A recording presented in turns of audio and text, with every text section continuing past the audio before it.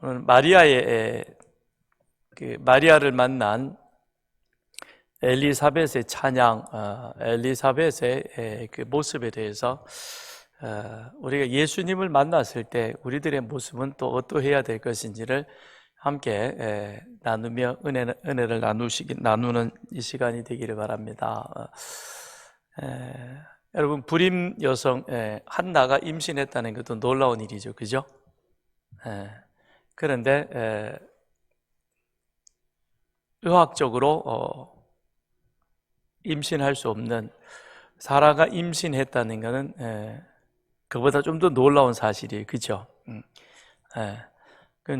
아브라함도 그렇고 그 다음에 사라 본인도 그랬고 나는 이제는 생리학적으로는 그것이 불가능하다는 겁니다. 그런데 그 사라가 임신했습니다. 그런데 그것보다도 더 기적적인 일이란 바로 남자를 알지 못했던 마리아가 임신했다는 사실인 것입니다.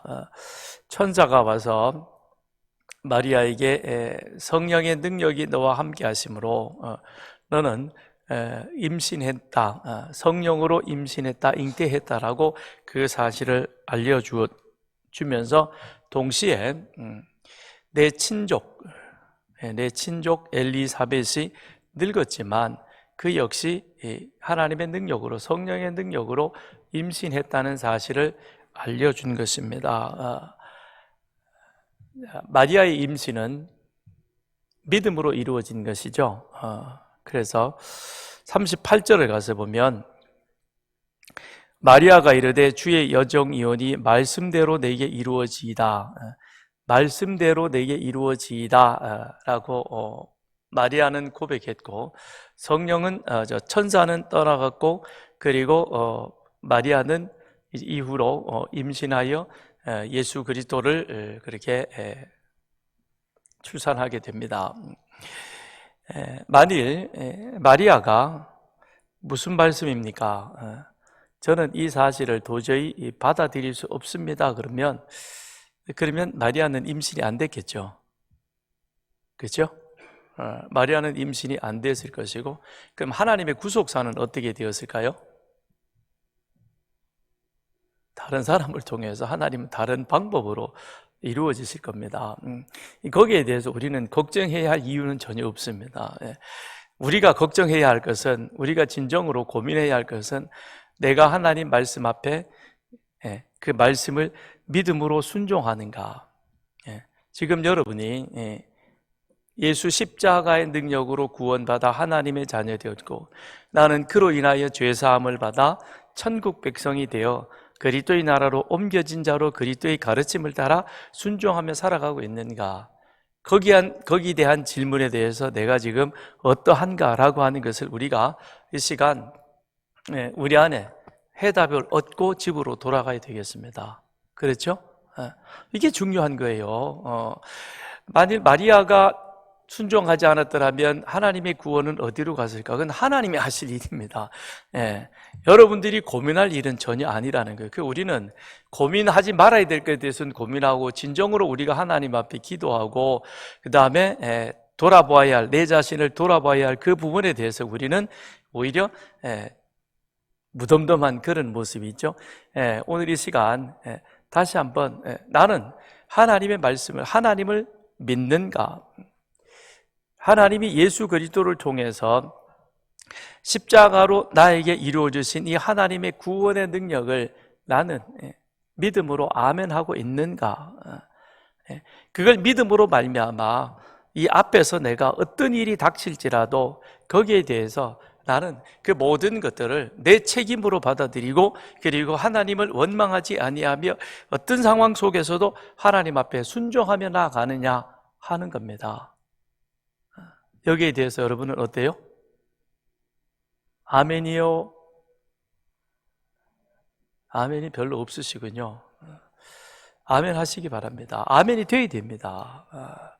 아멘이 되어야, 그래야 우리가 천국까지 자신 있게 갈 수 있는 것이지, 만일 여기에 대해서 아멘이 제대로 되어지지 않으면, 애굽에서 나왔습니다. 홍해를 건넜습니다. 그런데 물 때문에 불평하고 그 다음에 먹는 것 때문에 하나님을 믿지 못해서 그냥 욕심대로 긁어들였다가 그 다음날 쓰레기 처리하느라고, 그렇죠? 잔뜩 가져왔는데 그 다음날 어떻게 됐어요? 곰팡이 냄새가 나가지고 먹지를 못하게 됐습니다. 그럼 그거 어떻게 해야 되겠어요? 갖다 버려야 되겠죠, 그죠? 그거 처리하느라고 아마 골머리 아프고, 그래서 또 그거 씻어가지고 물도 없는데 다시 그걸 만나를 거둬가지고 거기다가 쌓아야 되니 얼마나 힘들었겠어요. 그리고는 길이 어떠니 저떠니 물이 많으니 적으니, 그러고는 늘 그러다가 결국 어떻게 됐어요? 광야에서 끝났죠, 그죠? 그걸 보면서 우리는 그 사람들 보고 어째 저럴까 그럽니다. 근데 만일 오늘 이 시간에 이 부분에 대해서 아멘이 되어지지 못한다면 우리도 출애굽 세대와 별반 다를 바가 없는 것 아닌가.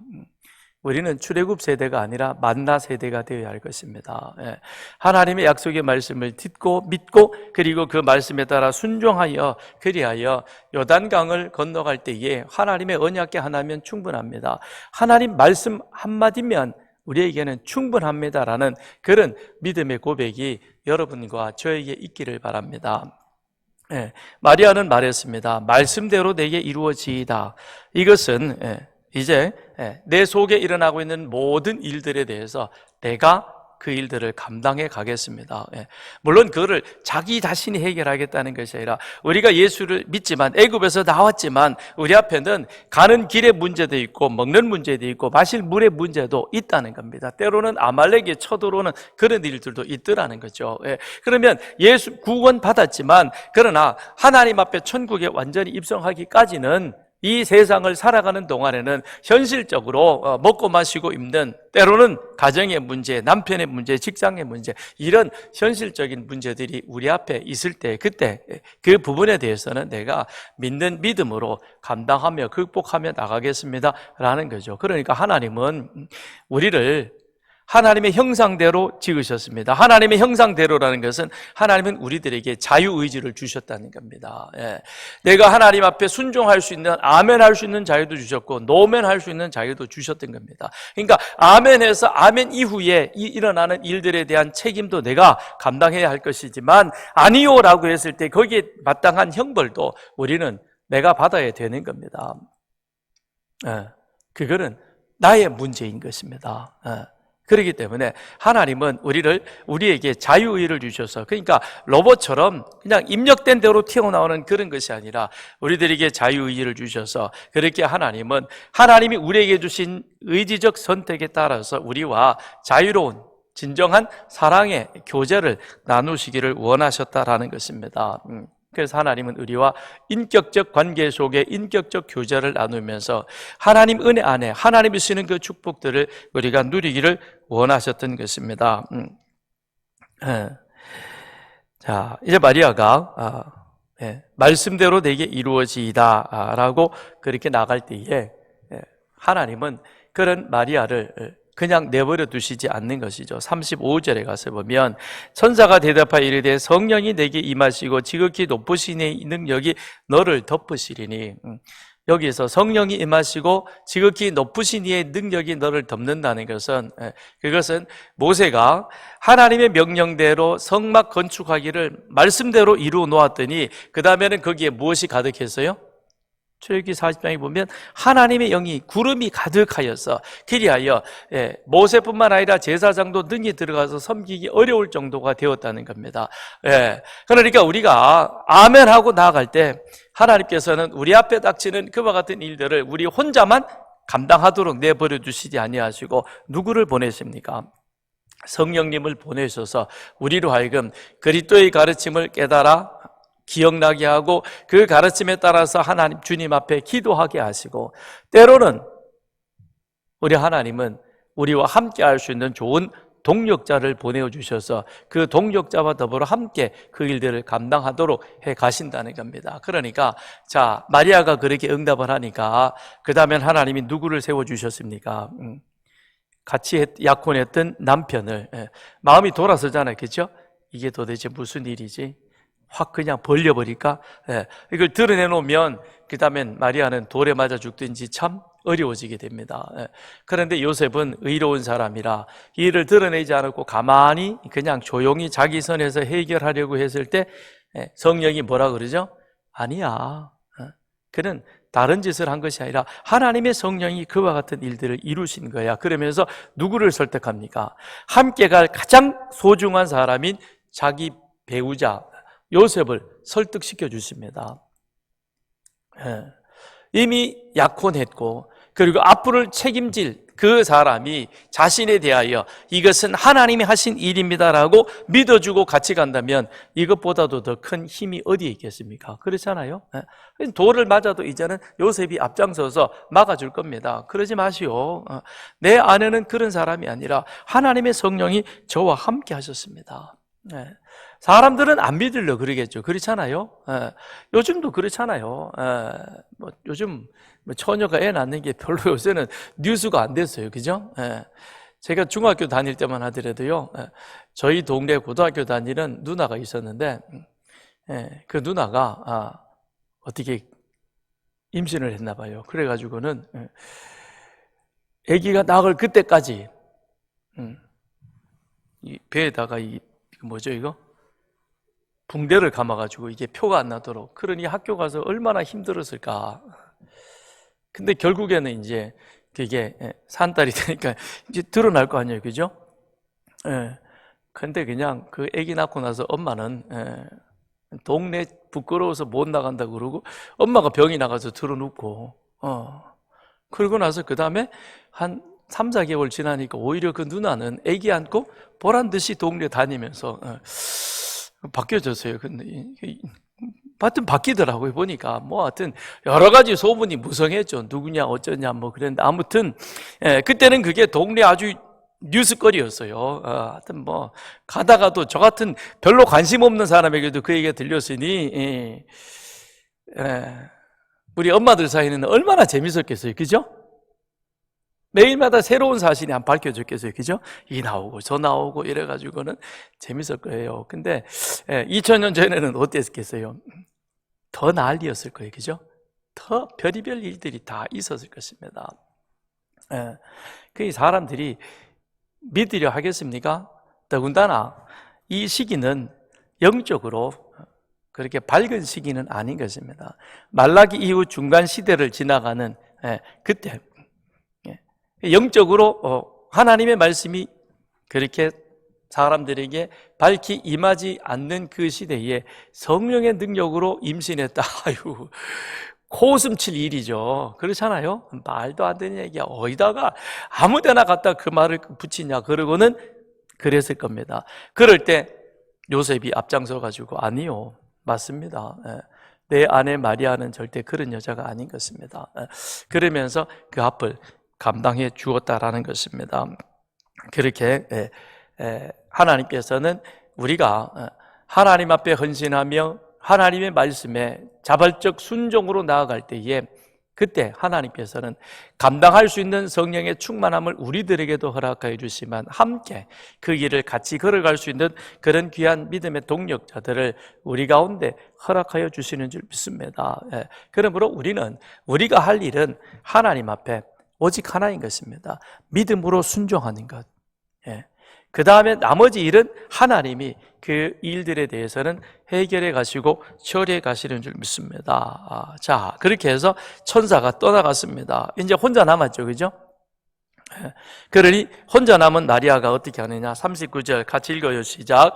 이때에 마리아가 일어나 빨리 산골로 가서 유대 한 동네에 이르러 그랬습니다. 천사가 떠나가자마자 마리아는 곧바로 일어나가서 어디로 갔느냐? 유대 한 동네 산골입니다. 거기에 누구를 찾아갔느냐? 자기 친족 엘리사벳을 찾아갔다는 것입니다. 지도를 한번 보면요, 원래 길쭉했는데 저기서 나오니까 완전히 옆으로 팍 퍼져버렸네. 저 위에 보니까 나사렛이죠. 갈릴리, 가버나움, 나사렛. 거기에서 그 다음에 유대까지는 남쪽으로 쭉 내려와야 됩니다. 나사렛에서 유대 엘리사벳이 살았던 지역이 어느 지역인지 성경은 정확하게 말하고는 있지 않습니다. 그런데 아마 유대 지역, 산골이었을 것이다 라고 그렇게 학자들은 이야기를 합니다. 그러면 나사렛에서 유대까지 거리가 한 140km 좌우가 되어집니다. 140km. 그런데 거기 보니까 중간에 어느 지역이 있어요? 사마리아 지역이 있습니다. 사마리아 지역이 있고 그 다음에 이쪽은 요단강이 있죠. 그러니까 예수님 당시에도 가버나움에서 예루살렘으로 오실 때 예수님 어떻게 하셨어요? 사마리아 쪽으로 가시지 않고 한 번은 가셨지만 그 당시에 일반적으로 사람들이 가는 길은 요단강을 건너서 저쪽으로 쭉 올라왔다가 다시 요단강을 건너가지고 예루살렘으로 올라가는 그 길을 택했죠. 그죠? 사마리아 지역으로 가는 것이 빠른 길이었지만 그 길로 가지는 않았습니다. 왜 그랬는지는 아시죠? 모르시면 주일날 통독반으로 들으시면 되죠. 사마리아인은 이방인이다.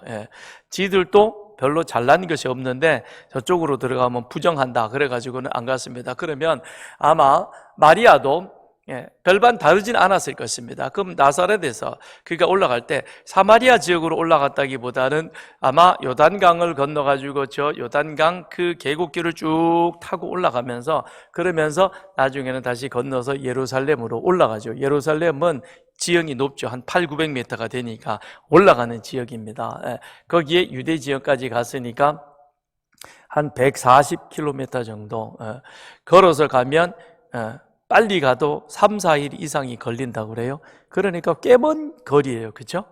꽤 먼 거리를 여자 혼자의 몸으로 걸어갔다는 겁니다.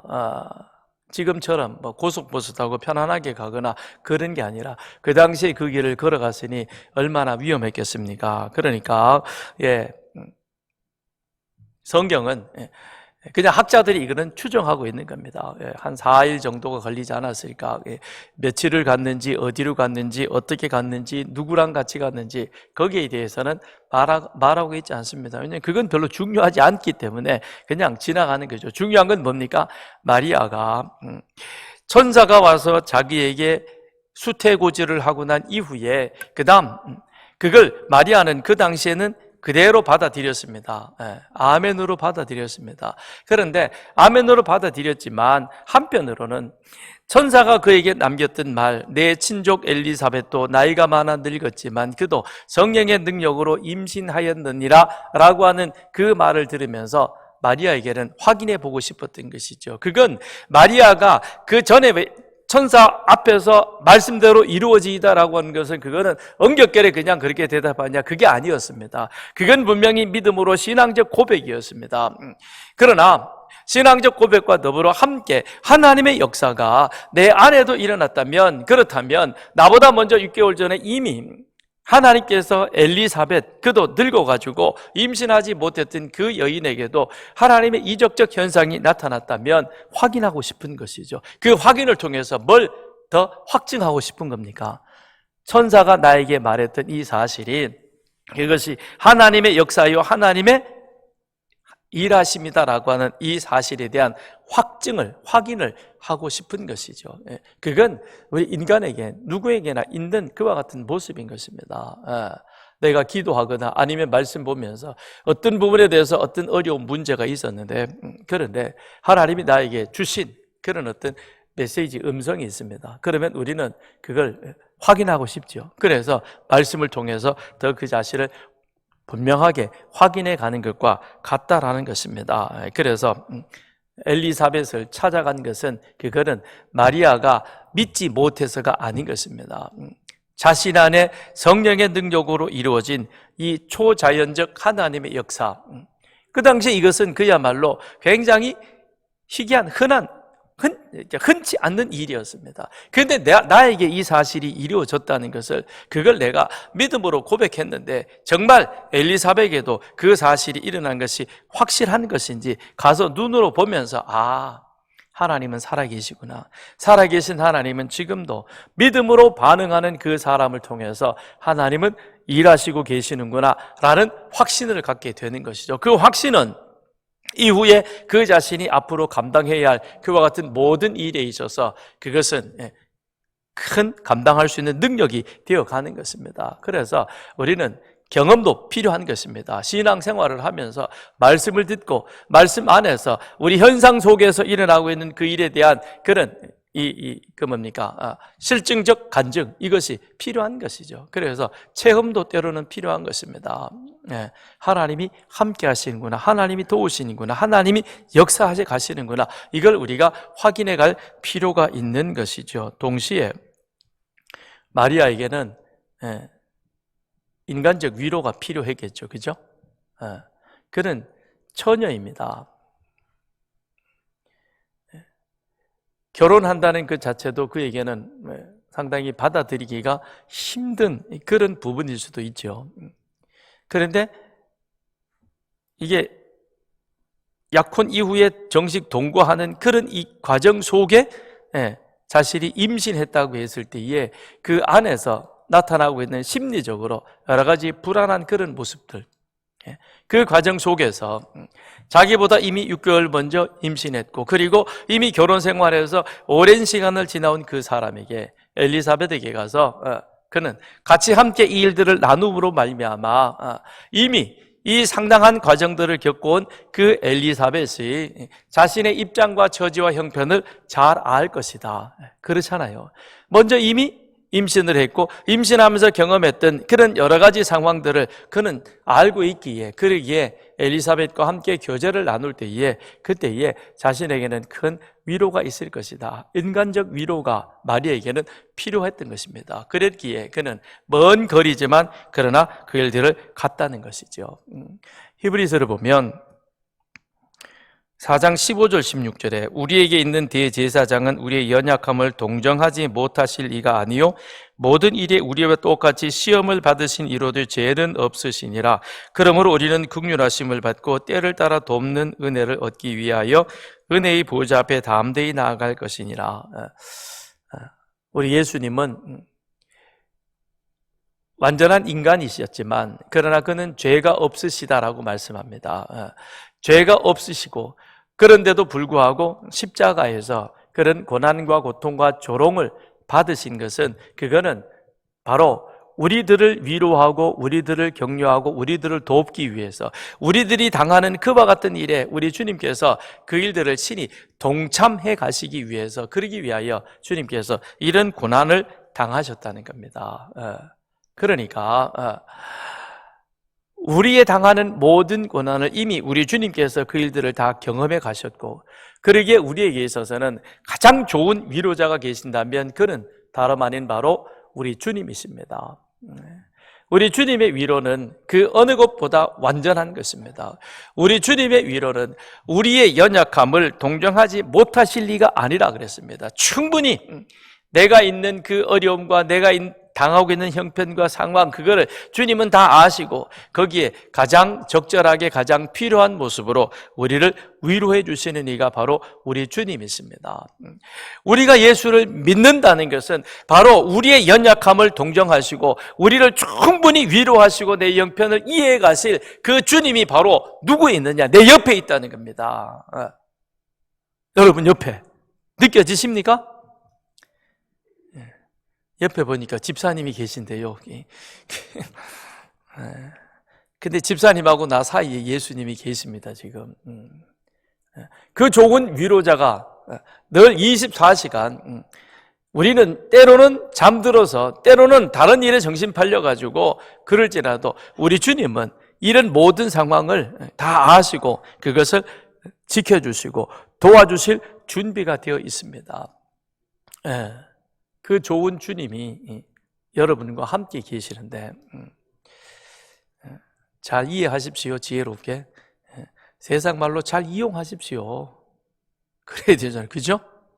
아니 세상에 그 어느 보다도 더 좋은 카운셀러가 내 옆에, 내 보호자가 나와 함께, 내 인도자가 24시간 나와 함께 가는데, 그런데 왜 우리는 엉뚱한 데 가서 자꾸 뭘 찾으려고 그러고 뭘 구하려고 그러고 그럽니까?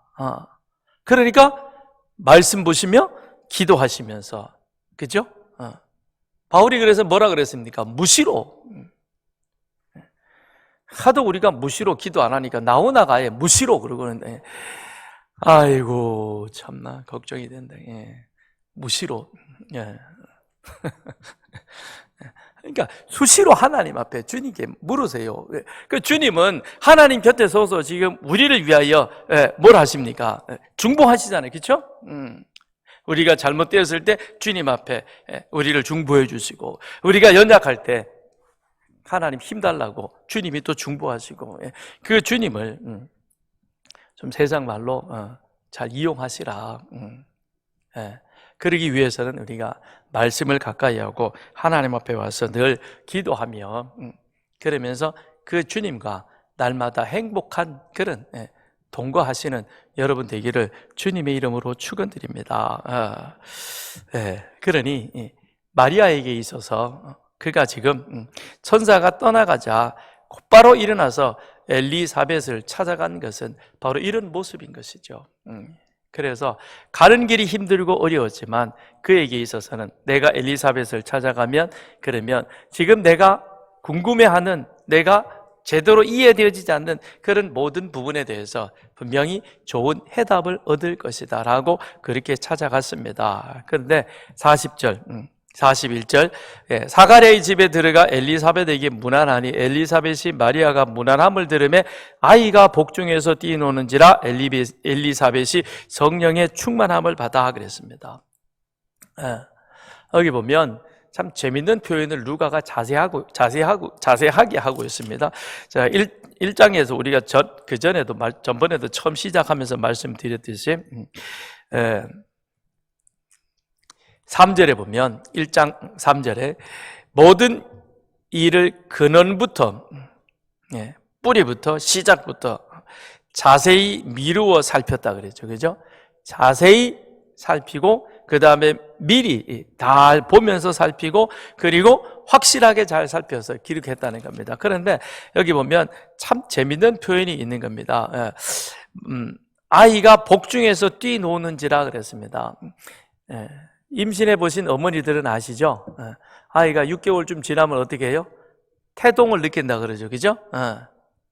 이따가 어떻게 해요? 아야 그래요.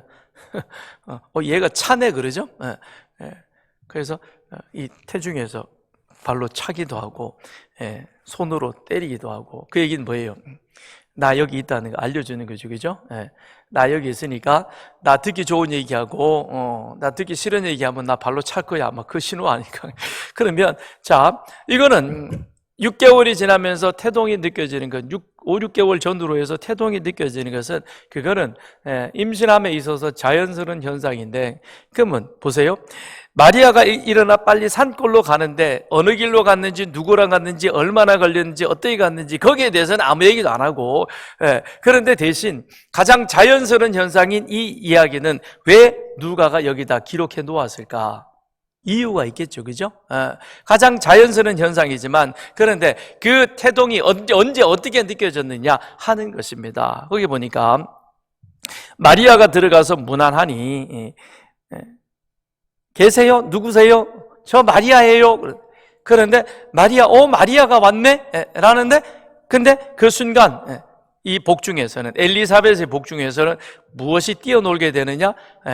아이가 막 뛰어노는 겁니다. 복중이 아이가 뛰어노는 거예요. 그런데 그 다음 아이가 복중에서 뛰노는지라 엘리사벳이 성령의 충만함을 받아 큰 소리로 불러 이르되, 큰 소리로 마리아를 맞이하는 겁니다. 그런데 그것이 인간적인 반가움 속에 나오는 것이 아니라 뭐라고 말하고 있습니까? 성령의 충만함을 입어 성령이 엘리사벳과 함께함으로 말미암아 엘리사벳으로 하여금 지금 이 복중에 뛰노는 자연스러운 현상이지만 이것을 통해서 지금 무엇을 깨달아 알게 하느냐? 마리아가 임신했다는 사실을 아는 겁니다. 마리아는 지금 가서 엘리사벳에게 나 임신했다고 얘기를 하지 않습니다. 그런데도 42절에 여자 중에 내가 복이 있으면 내 태중의 아이도 복이 있다라고 그렇게 말하고 있습니다. 성령의 충만함을, 성령의 깨달음을 통해서 마리아가 임신했다는 이 사실을 그는 알게 되고, 그리고 그 다음에 정말 중요한 고백을 하게 됩니다. 그가 찬양하면서 뭐라고 하냐? 여자 중에 내가 복이 있도다. 내 태중의 아이도 복이 있도다. 내 주의 어머니가 내게 나오니 이 어찌된 일인가. 내 주의 어머니라라고 그렇게 고백하고 있는 겁니다. 사가랴는 제사장이요 엘리사벳도 제사장의 딸로서 그 당시로 보면 제사장의 부부니까, 그러니까 사회적 지위로 보더라도 제사장은 이스라엘에 있어서 지도층에 해당되어지는 그런 사람입니다. 마리아는 비록 친척이긴 하지만 그러나 그는 저 나사렛 산골 동네에 사는 그런 그냥 우리 집안의 저 먼 집안 가운데 한 사람인 시골 처녀에 지나지 않는 것입니다. 그런데 나이도 보면 엘리사벳이 더 많죠, 그죠? 연장자인 엘리사벳이 자기보다도 이게 꼭 뭐 제사장을 그걸 가지고 계급으로 표현하는 건 아닙니다만 당시의 일반적인 어떤 사회적인 그런 분위기나 모습으로 보면 엘리사벳이 분명 연장자이요 그보다도 여러 면에 있어서 나은 자리에 있는데, 그런데 그가 지금 뭐라고 고백하냐면 43절에 내 주의 어머니라고 마리아를 그렇게 부르고 있다는 겁니다. 이건 인간적으로 되어지는 그런 부름이 아닌 것이죠. 성령이 충만한 이 엘리사벳이 마리아를 보면서 그로 하여금 내 주의 어머니라고 그렇게 고백하며 그를 찬양했던 그 이유는 무엇이냐면 마리아가 임신한 그 아이가 그가 바로 누구이냐라는 사실을 이 엘리사벳은 성령으로 말미암아 깨닫게 되었다라고 하는 것입니다. 그랬기에 그는 내 주의 어머니라고 그렇게 고백하면서 그러면서 보라 내 문안하는 소리가 내 귀에 들릴 때 아이가 내 복중에서 기쁨으로 뛰놀았도다. 주께서 하신 말씀이 반드시 이루어지리라고 믿은 그 여자에게 복이 있도다. 내 주의 어머니라 말하면서 마리아에게 복이 있는 여자라고 그렇게 말하는 것입니다. 그렇다면 이 엘리사벳이 마리아를 두고 내 주의 어머니라고 그렇게 말하는 이유는 무엇이냐? 그건 다름 아닌 49절에 가서 보십시다. 49절에 보면 마리아의 찬양입니다. 능하신 이가 큰 일을 내게 행하셨으니 그 이름이 거룩하시며 라고 표현하고 있습니다. 능하신 이가, 하나님이 무슨 일을 이루셨느냐? 큰 일을 이루었다는 겁니다. 큰 일. 사도행전에 가서도 보면 하나님의 성령이 큰 일을 이루셨다라고 표현하고 있습니다. 성경에 보면 구약과 신약에 있어서 하나님이 이루신 큰 일이 크게 두 가지가 나옵니다. 구약에서는 큰 일이 뭐겠습니까? 창조와 출애굽이죠.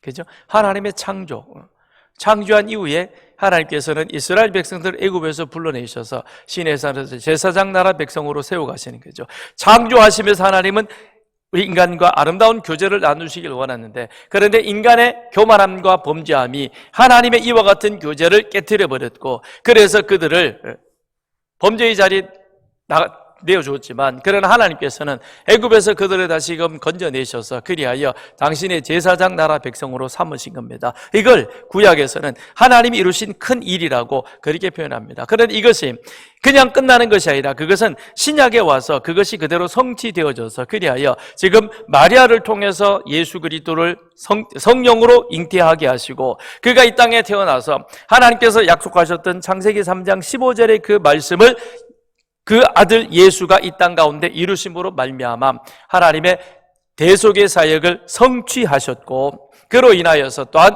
오순절 성령 강림으로 이제는 성령 충만함을 받은 주의 제자들이 땅끝까지 나가서 주의 복음을 전하는 바로 그와 같은 일, 복음 증거하는 일, 이것을 성경에서는 큰 일이라고 표현하고 있는 겁니다. 그래서 누가는 첫째 큰 일은 예수 그리스도의 성령으로 임한 잉태인 것이요, 그 다음 두 번째는 사도행전에 가서 그 일들이 십자가를 통해서 이루어지셨고, 그리고 성령 충만함을 받은 제자들이 땅끝까지 이르러 주의 제자가 되어지는 복음 전한 이것이 큰일이다. 그런데 이것은 그냥 되어진 것이 아니라 이미 구약에서 하나님께서 창조와 출애굽의 사건을 통해서 그것을 예표해 주셨고, 그것이 예표되어진 것이 마침내 예수 그리스도의 실체되신 사건으로 우리 가운데 와서 그것이 이루어졌다는 겁니다. 그래서 마리아는 그가 고백하기를 큰 일을 내게 이루셨다. 하나님의 성령이 내 안에서 처녀인 나로 하여금 성령으로 잉태하게 하여 그리하여 구원자를 내 안에 잉태하게 했는데, 그런데 이 사실을 누가 알게 되어졌느냐?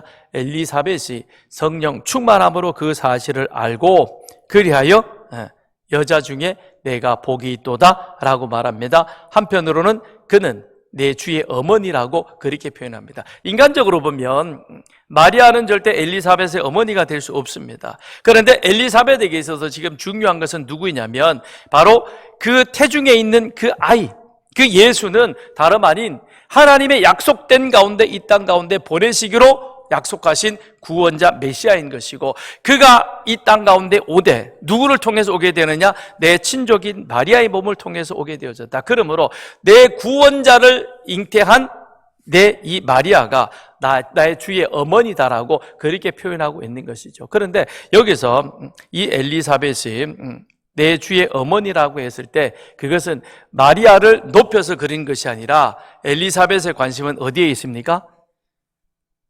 마리아의 태중에 있는 아이라는 것이죠. 내가 임신한 그가 내 구원자이고 내 구원자를 품은 너는 내 주의 어머니, 인간적으로 보면 예수의 어머니가 되는 것이죠. 예수를 품은 너는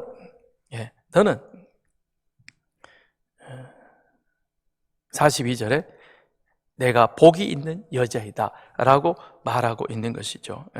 내가 복이 있는 여자다. 그 얘기는 너는 세상 모든 여자 중에서 가장 큰 복을 받은 자다. 이게 이제 아람어적인 표현인 겁니다. 최상급인 것이죠.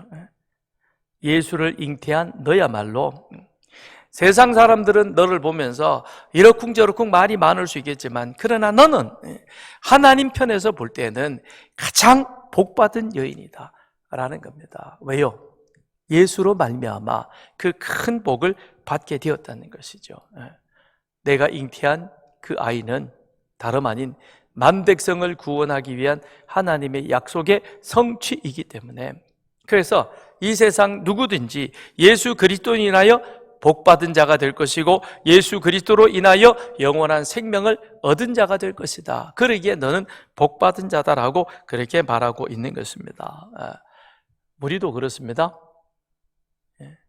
우리는 예수로 인하여 축복받은 자요, 예수로 인하여 유명한 자가 되었습니다. 우리 자체로 보면 별 볼 일 없는 자이죠. 길거리를 지나가든 어디를 가든 세상 사람들이 별로 우리를 주목해 보지 않습니다. 그러나 그럼에도 불구하고 우리는 내가 예수를 믿고 그리고 예수로 말미암아 나는 예수님이 나에게 약속하신 영원한 생명을 우리는 그 안에서 얻은 자이기 때문에, 그래서 내가 예수 안에 있고 예수가 내 안에 계심으로 인하여 그래서 우리는 복받은 자인 것입니다. 아멘. 이미 우리는 예수로 인하여 영원한 생명의 복을 받은 자인 것입니다. 그래서 바울은 말하기를 나는 예수로 인하여 세상에 볼 때는 무명한 자 같은 것이고 아무것도 가지지 못한 자 같지만 그러나 나는 가장 유명한 자요 모든 것을 가진 자라는 겁니다. 왜요? 우리의 생명은 세상 이것으로 끝나는 것이 아니고 여기에 있는 이 땅에서의 예수를 알게 되어진 내 육신이 이제는 예수로 인하여 영원한 생명으로 연결되어져 가기 때문에 그러기에 우리는 모든 것을 가진 자가 되는 것이요, 그리고 죄인으로서 멸망당하는 그런 자가 아닌 예수로 말미암아 하나님의 자녀 되어지는 자이기에 그러기에 우리는 유명한 자라는 것입니다. 이 바울의 고백이 바로 여러분의 고백이 되시고, 그래서 우리가 세상을 살면서도 세상에 사람들이 나를 몰라주고 내가 힘이 들고 어렵다고 해서 낙심하지 마시고, 나는 하나님 앞에 축복받은 자요, 나는 하나님의 자녀이기에 유명한 자요, 나는 영원한 생명을 가진 자이기에 하나님의 기업을 이어받을 자이기에 그리기에 나는 모든 것을 가진 자로다라는 그런 당당한 자기 고백이 이제 여러분 가운데 있기를 바랍니다. 43절에 내 주의 어머니가 내게 나오니 이 어찌된 일인가. 엘리사벳의 관심은 예수라 그랬죠, 그죠?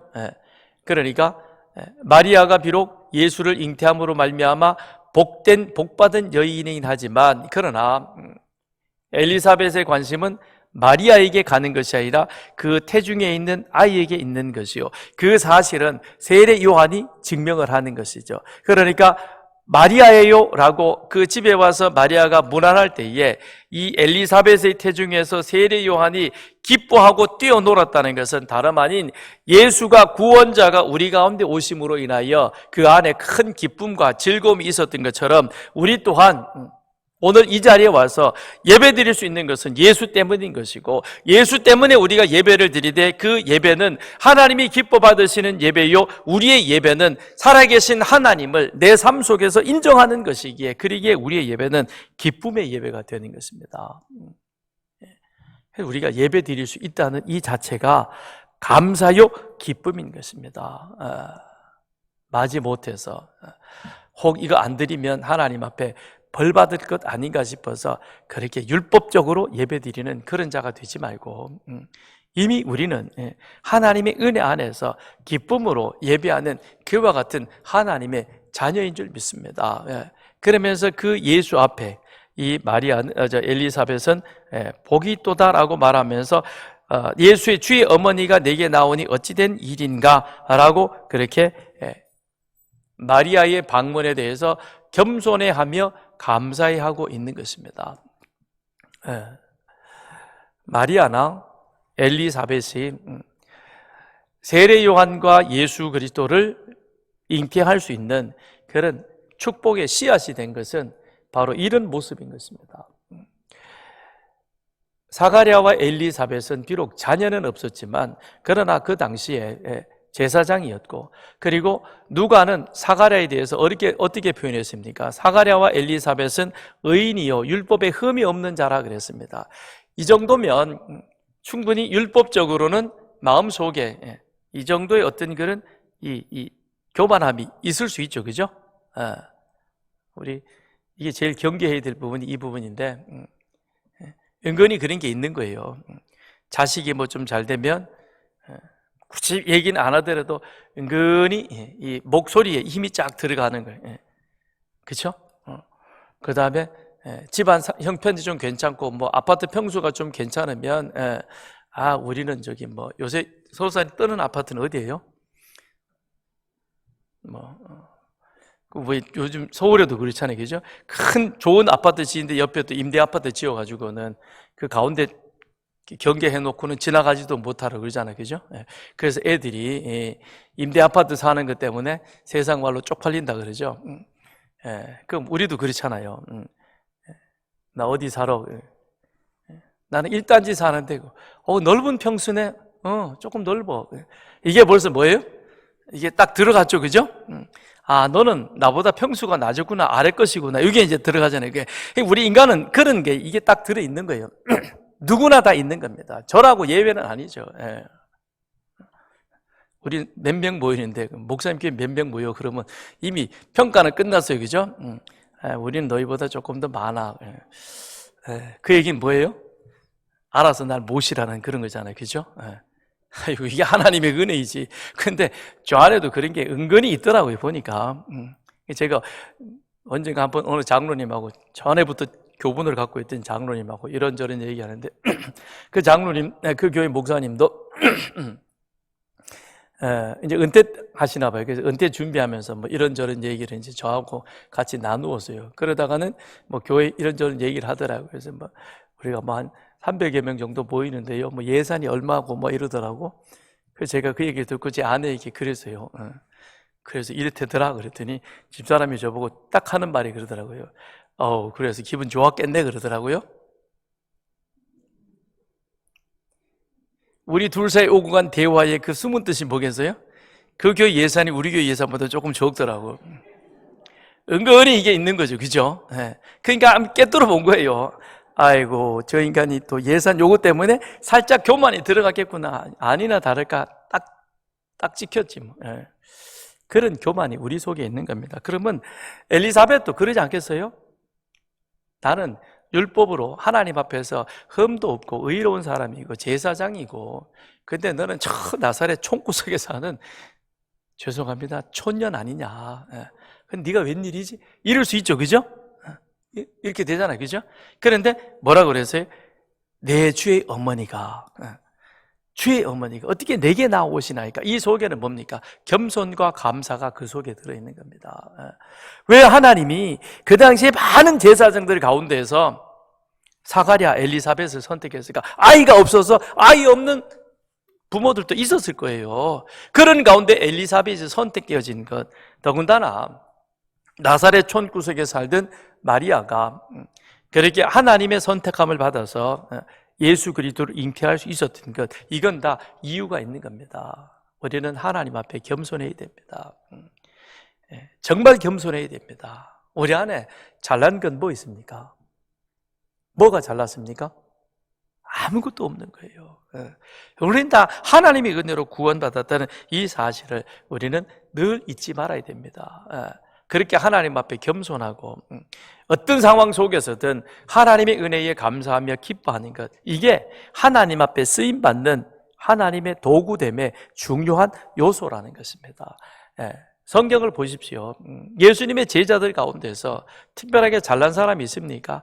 모두가 다 그 당시로 보면 그렇게 별로인 사람들이었습니다. 그러나 누구 손에 붙잡히느냐, 근데 누가 잡히느냐, 그건 겸손한 사람, 마음의 감사와 기쁨이 있는 사람, 그리고 성령을 사모하는 그를 우리 하나님께서는 붙잡아 주시는 겁니다. 44절, 보라 내 무난한 소리가 내 귀에 들릴 때에 아이가 내 복중에서 기쁨으로 뛰놀았도다. 주께서 하신 말씀이 반드시 이루어지리라고 믿은 그 여자에게 복이 있도다 그랬습니다. 우리에게는 여러 만남이 있습니다. 그런데 정말 우리가 만나고 사모해야 될 만남은 어떤 만남인가? 성령 안에서 서로 영적인 교류가 이루어질 수 있는 이 사람과의 만남이 가장 축복된 만남인 것입니다. 세상은 보면요, 다 이렇게 끼리끼리 만납니다. 뭐 사는 게 비슷하든지 동향이든지 아니면은 또 뭐 이렇게 업종이 같다든지 뭔가 같으면 서로 이렇게 어울리게 되어 있습니다. 그런데 그거는 세상으로 좋아지는 기쁨인 것이지 영적인 유익은 전혀 얻는 것이 없습니다. 우리에게 있어서 정말 사모해야 될 모임은 무엇이겠습니까? 영적인 유익을 서로 주고받을 수 있는 이런 모임이 되어야 합니다. 제가 한 달 전인가 잘 안 나가다가 하도 안 나가면 또 하도 그래가지고는 잠시 부서 모임을 나갔습니다.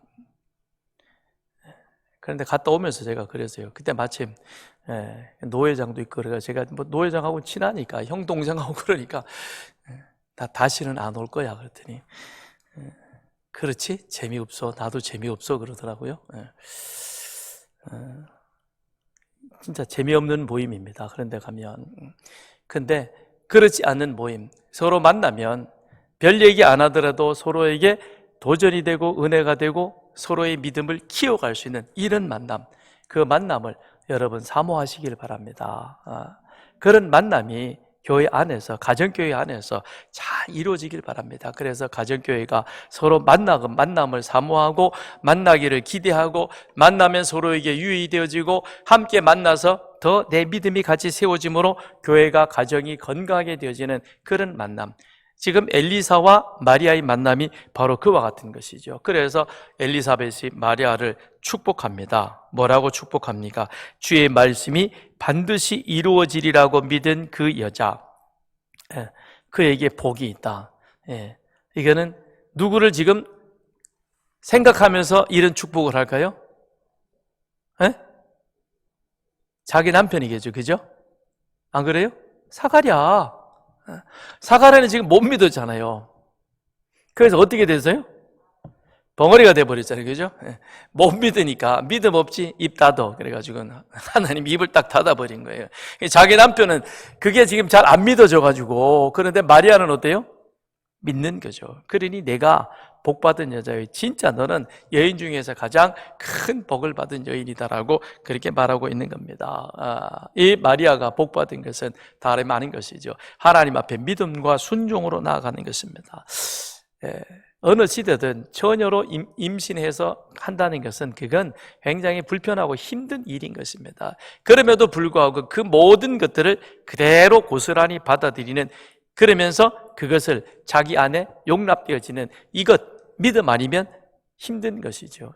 그 믿음으로 인한 순종을 이 엘리사벳은 인정해 주는 겁니다. 그래서 너는 복 있는 자다라고 그렇게 말씀하고 있는 것입니다. 그러면서 이것은 하나님이 너의 보증이 되어 주신다라고 그렇게 엘리사벳은 약속하고 있는 것입니다. 사랑하는 성도 여러분, 우리는 엘리사벳이나 마리아처럼 믿음의 만남으로 서로에게 영적 유익이 되는 그런 아름다운 만남이 주님 안에서 더 많이 이루어지기를 바랍니다.